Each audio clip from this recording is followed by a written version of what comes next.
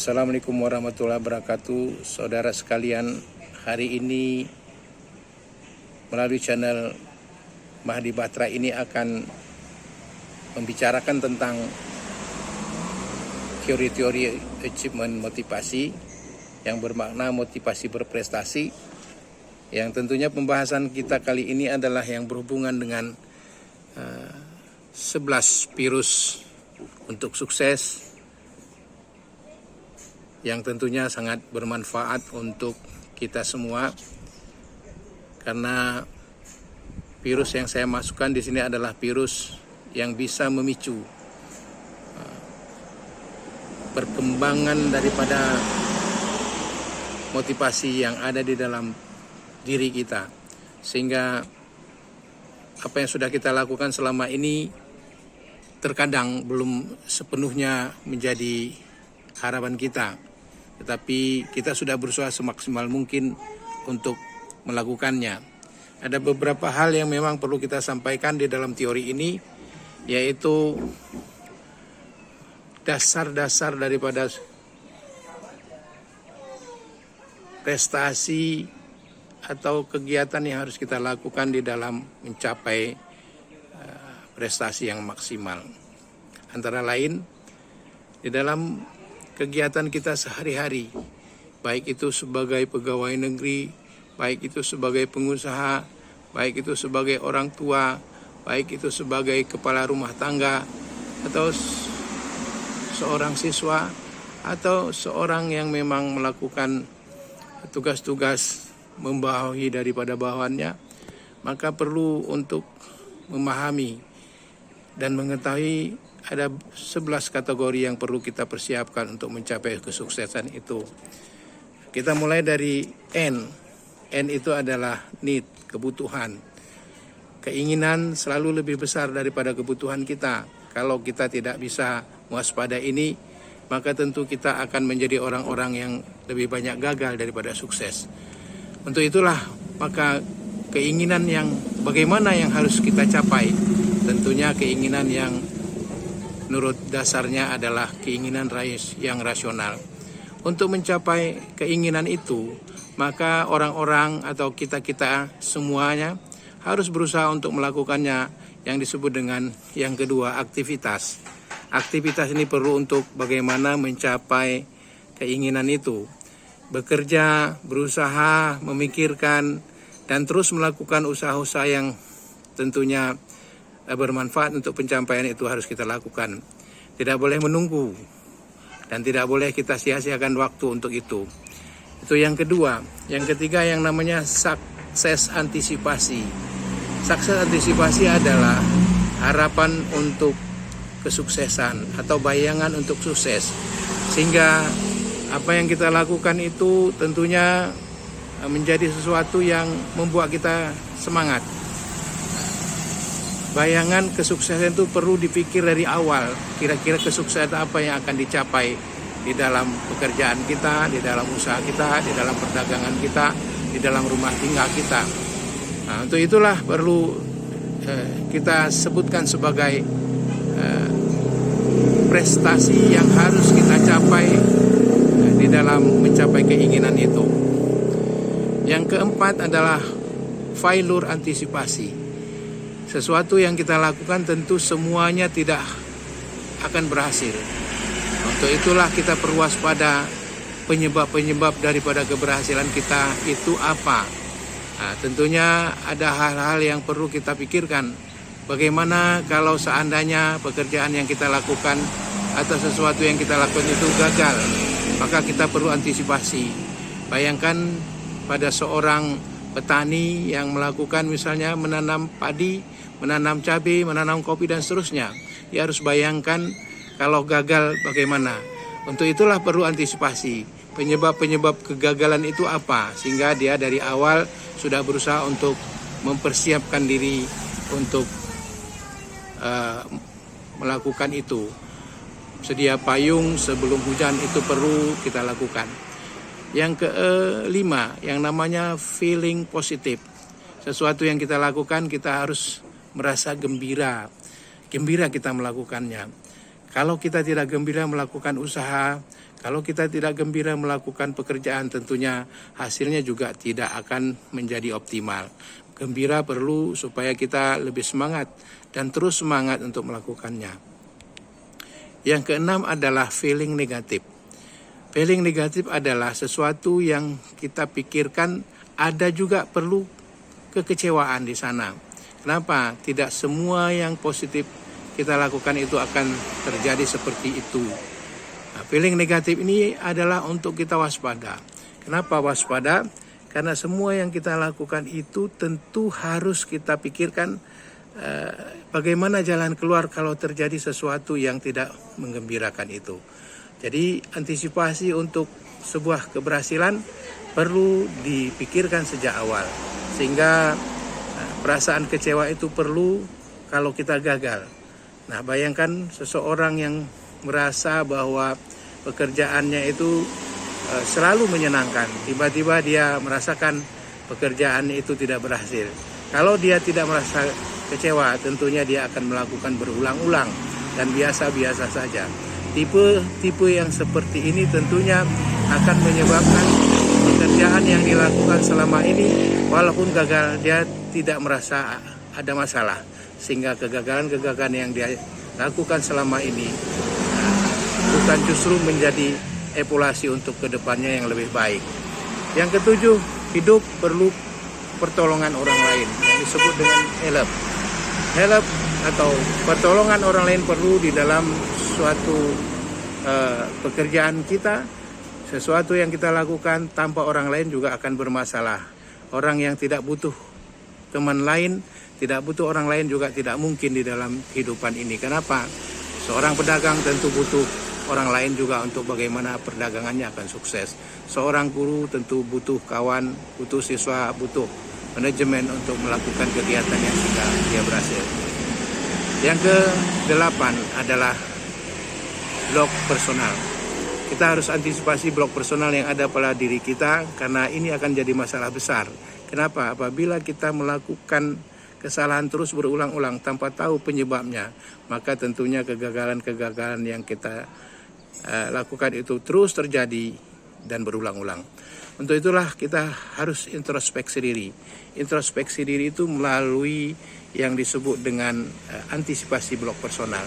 Apa saja blok personal yang ada dalam diri kita? Pertama, kudis.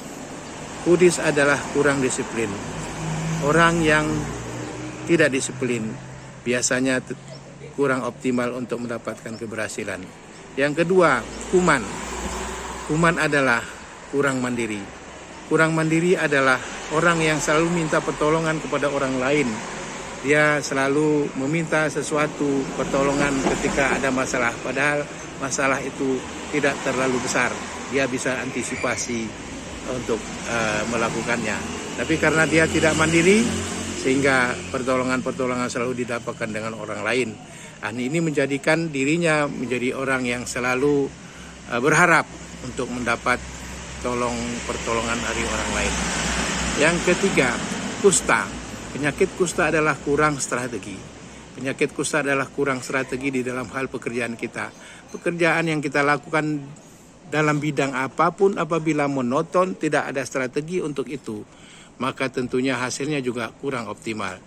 Kurang strategi yang kita masukkan di sini adalah pekerjaan yang rutinitas. Tidak ada sesuatu yang berubah di dalam pekerjaan kita. Padahal orang-orang yang beruntung itu selalu dikatakan lebih baik hari ini daripada hari kemarin, lebih baik hari esok daripada hari ini, dan seterusnya ada pencapaian-pencapaian yang lebih baik ke depannya. Jadi kurang strategi akan menyebabkan pekerjaan yang kita lakukan kurang optimal. Usaha yang kita lakukan kurang optimal dan hasil yang kita dapatkan juga kurang optimal. Kudis, kuman, kusta. Yang keempat adalah kulit. Penyakit kulit adalah kurang lihai dan tanggap. Singkatan dari kurang lihai dan tanggap yang kita maksud adalah orang-orang yang tidak melihat apa permasalahan-permasalahan yang akan terjadi di depannya, walaupun sebenarnya dia sudah melihat akan terjadi sesuatu hal yang harus dilakukan perubahan. Tetapi karena tidak lihai dan tidak tanggap tentang permasalahan itu, tentunya itu akan lambat untuk melakukannya. Kurang lihai dan tanggap di dalam usaha akan menyebabkan kita akan lebih lambat pergerakannya. Kurang lihai dan tanggap misalnya seorang mahasiswa terhadap gejala-gejala yang ada di dalam ujiannya, maka dia akan terhambat untuk mendapatkan nilai yang bagus. Begitu juga di dalam usaha-usaha lainnya, baik petani maupun pegawai negeri ataupun pekerjaan-pekerjaan yang membutuhkan sesuatu percepatan perubahan yang harus dilakukan. Kemudian kalau sudah kudis, kuman, kusta, kulit, maka akan terjadi yang disebut dengan kufur. Penyakit kufur adalah penyakit yang paling lebih berbahaya dari penyakit lain. Yang saya masukkan kufur di sini adalah susah melihat orang lain senang, senang melihat orang lain susah. Ini kalau disingkat SMS. Penyakit ini akan lebih berbahaya lagi kalau terus tidak ada perubahan yang kita lakukan setiap harinya, setiap menit, setiap detik, dan seterusnya. Kenapa? Apabila penyakit kufur ini sudah kita dapatkan atau kita ada di dalam diri kita, maka tentunya ini akan menyebabkan penyakit berikutnya adalah kanker. Penyakit kanker itu adalah kantong kering. Kantong kering yang kita masukkan adalah kemiskinan. Artinya orang-orang yang sudah tidak bisa merubah dirinya di dalam perubahan dari tidak disiplin, tidak mandiri, tidak punya strategi, tidak punya kebiasaan untuk berubah, maka dia akan menjadi orang-orang yang kufur. Dan ketika sudah kufur, maka dia akan mendapatkan suatu penyakit kanker kantong kering. Nah, kalau sudah terjadi itu, maka akan muncul penyakit yang disebut dengan penyakit kemiskinan atau kantong kering. Dan seterusnya, ketika semua itu terjadi, maka tentunya kita adalah orang-orang yang sangat merugi. Artinya apa? Yang kita lakukan tidak mengalami perubahan, yang kita lakukan tidak mengalami sesuatu perbaikan dari awal ke berikutnya. Setelah itu harus kita pikirkan juga bahwa keberhasilan kita tidak terlepas juga dari lingkungan. Lingkungan yang baik, lingkungan yang positif akan mendorong kita untuk lebih termotivasi untuk berkarya. Tetapi lingkungan yang kurang baik, lingkungan yang kurang sehat, lingkungan yang tidak mendukung kita akan menyebabkan apa yang kita lakukan juga tidak optimal. Maka perlu waspada. Waspada itu perlu untuk kita lakukan, melihat lingkungan kita. Ada justru di sekitar kita yang memang ingin menghancurkan usaha yang sudah ada orang lain yang sengaja untuk mengajak kita untuk lebih tidak sukses, ada orang lain yang di sekitar kita justru mempengaruhi kita untuk tidak melakukan hal-hal yang positif. Untuk itulah berwaspada. Kewaspadaan ini harus dilakukan terus-menerus supaya apa yang kita lakukan tidak terlepas daripada apa yang sudah kita cita-citakan itu. Pengaruh lingkungan sangat berperan di dalam keberhasilan kita. Lingkungan yang baik, lingkungan yang positif selalu memberikan motivasi kepada kita. Tetapi lingkungan yang kurang sehat apabila kita tidak waspadai akan menyebabkan kegagalan ke kita. Berikutnya adalah inovasi. Dalam kehidupan kita sehari-hari, kita perlu melakukan terus perubahan lebih baik. Inovasi adalah sesuatu yang kita lakukan lebih baik dari hari yang kemarin. Lebih baik hari ini daripada yang kemarin. Lebih baik hari esoknya nanti kita lakukan daripada yang kemarin. Yang bersifat tentunya positif.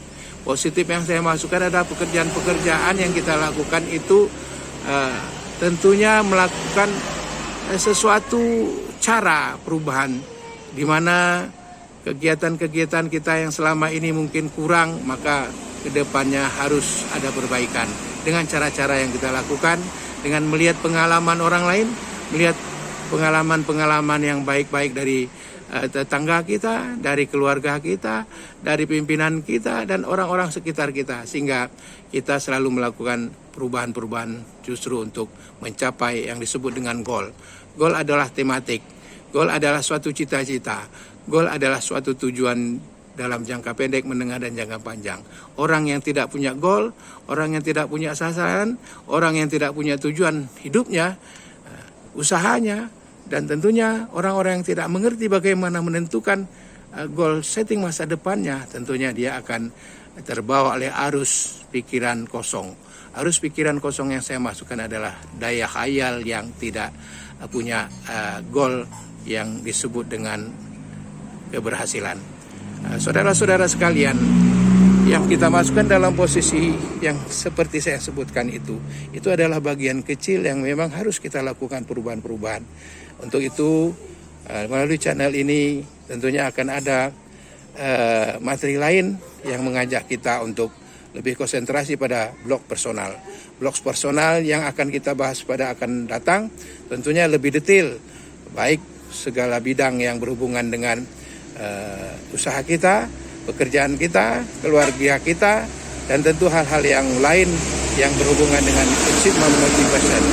Terima kasih atas perhatiannya dan mudah-mudahan ada manfaatnya untuk kita semua. Dengan harapan ada sesuatu yang kita lakukan setiap harinya berubah yang lebih baik. Salam untuk kita semua. Prestasi adalah keinginan kita semua. Untuk itu maka perlu dilakukan antisipasi kegagalan dari awal. Assalamualaikum warahmatullahi wabarakatuh.